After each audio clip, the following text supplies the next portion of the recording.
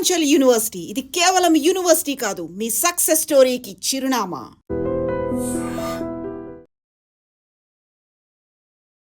Welcome to iDream news. This is Pavan. Breaking news చూస్తున్నారు.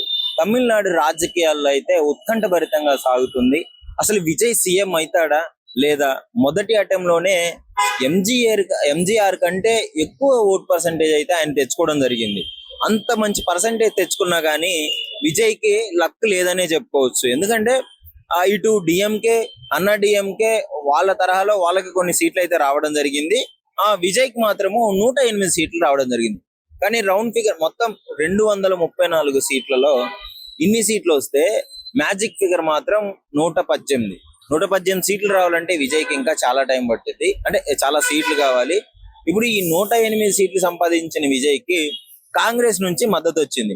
కాంగ్రెస్ నుంచి మద్దతు వచ్చినందువల్లనే మిగతా పార్టీలు కొంచెం ఆలోచిస్తున్నాయి కలవడానికి అని చెప్పేసి. అలా లేదా ఇప్పుడు డిఎంకేతో కలిసిపోయిన వీళ్ళు ఎలా టీవీకేలో వెంటనే కలుస్తారు అనే విషయం పైన చర్చలు అయితే నడుస్తున్నాయి.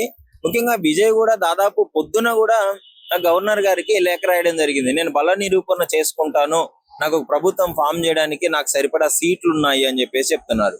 ముఖ్యంగా ఇప్పుడు 112 సీట్ల వరకు అయితే 112 సీట్ల వరకు ఏమో కాంగ్రెస్ వాళ్ళు కలిసిన తర్వాత విజయ్కి ఇంకా 6 సీట్లు రావాల్సింది. ఈ 6 సీట్లు నేను చేయగలను, నేను బల నిరూపణ చేసుకుంటానని చెప్పేసి గవర్నర్ గారికి లేఖ రాస్తే గవర్నర్ గారు దాన్ని తిరస్కరించినట్టు తెలుస్తోంది.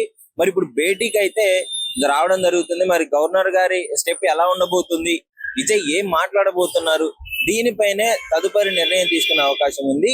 ముఖ్యంగా ఈ మీటింగే నిర్ణయిస్తుంది విజయ్ తమిళనాడులో సీఎం అవుతాడా లేదా అని.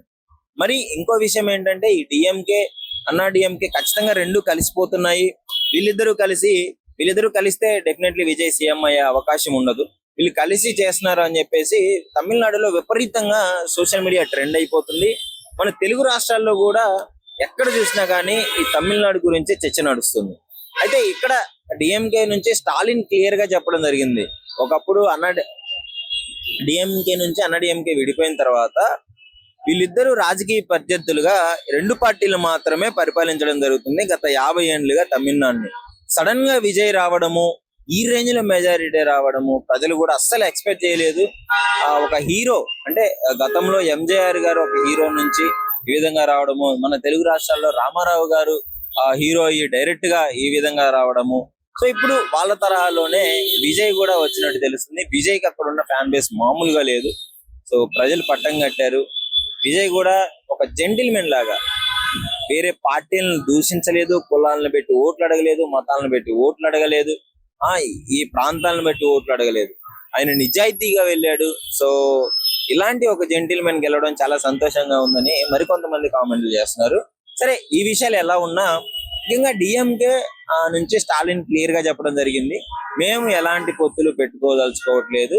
మేము ఆయన రిసిగ్నేషన్ ఇచ్చిన తర్వాత క్లియర్ గా చెప్పాడు, ఈ విజయ్ ఏదైతే పరిస్థితి ఉందో, ఇప్పుడు ఏదైతే ప్రభుత్వాన్ని ఏర్పాటు చేస్తున్నాడో చేయనియండి, విజయ్ కూడా అవకాశం ఇవ్వాలి. ఎందుకంటే కొత్తగా పార్టీ పెట్టాడు, ఈ రేంజ్ మెజారిటీ ప్రజలు ఇచ్చాడు కాబట్టి డెఫినెట్లీ చేయనివ్వండి అని చెప్పేసి విజయ్ కి క్లారిటీగా చెప్పడం జరిగింది. స్టాలిన్ క్లియర్ గా చెప్పాడు, ఒక 6 నెలల తర్వాత విజయ్ ఇచ్చిన హామీలు ఏవైతే ఉన్నాయో అవి అంటే 2500 మహిళలకి ఏదైతే ఇస్తారన్నాడో అది అసాధ్యం.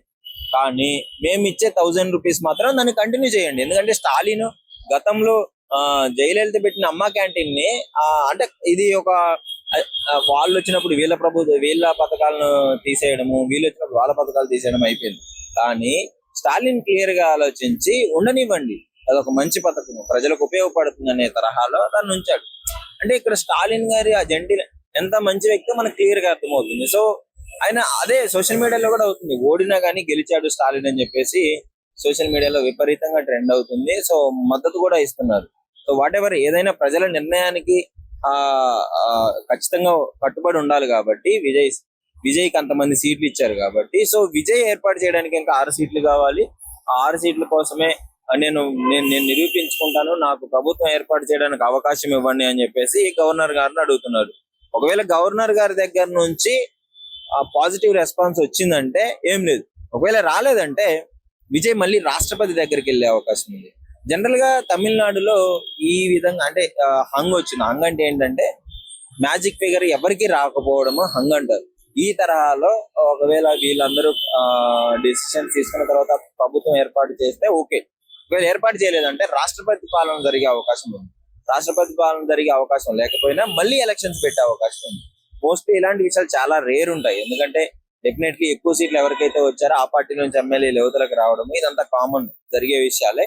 సో విజయ్ అన్నాడీఎంకే నుంచి కూడా ఎమ్మెల్యేలు జంప్ అయిపోతున్నారు, టీవీలో కలుస్తున్నారు అని చెప్పేసి వార్తలు కూడా వస్తున్నాయి. సోషల్ మీడియాలో ఏది నమ్మలేని పరిస్థితి నెలకొనింది.